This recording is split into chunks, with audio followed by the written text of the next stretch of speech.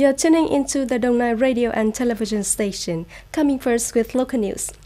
On the occasion of Christmas 2020, on December the 23rd, Mr. Trương Thị Mai, member of the Police Bureau, Secretary of the Party Central Committee, head of the Central Committee for Mass Mobilization, and the delegation visited and celebrated Christmas at Xuân Lộc Bishop House. On behalf of the party and state leaders, the head of the Central People's Advocacy Committee sent his post to Bishop Bình Đức Đạo and priests, dignitaries, monks, and all Catholics in the province. Comrade Trương Thị Mai briefly announced socio-economic achievements in 2020, according to which the country has achieved many important achievements. These achievements have the contribution of religious organizations in general and Catholics in particular, including the Xuân Lộc Bishop House. On behalf of the priests, dignitaries, and all parishioners in Đồng Nai province, Bishop Bình Đức Đạo expressed his joy at the achievements of the country and Đồng Nai province.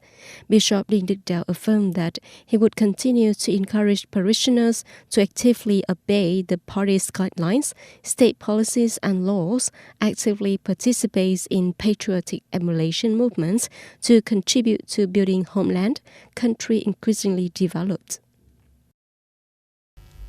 On December the 23rd, the Ministry of Industry and Trade cooperated with the World Bank to hold the opening ceremony of Vietnam's first free trade agreement, FTAP Portal.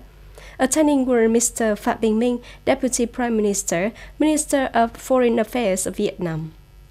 This portal will provide a smart online search tool for the business community and partners interested in the commitments of FTAs to which Vietnam is a signatory, such as the Agreement on Comprehensive and Progressive Trans-Pacific Partnership, CPTPP, and FTA between Vietnam and European Union, EVFTA. The search engine designed for FTAP allows individuals to easily access and clear, detailed, and simple online instructions as possible, thereby minimizing time and cost, helping businesses take advantage of the most effective opportunities brought about from the FTAs that Vietnam is participating in.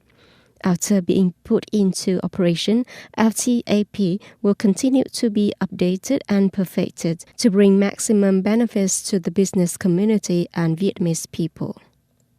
Ambassador Extraordinary and Plenipotentiary of Japan, Yamada Takio, said that there are 22 more businesses in this country under the government's supply chain diversification program, choosing Vietnam as a destination in the near future.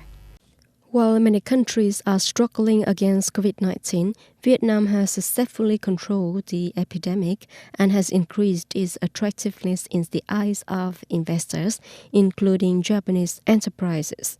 The Japanese government is putting efforts to help Japanese business invest in Vietnam, including the $2.3 billion support package of the Supply Chain Diversification Support Program.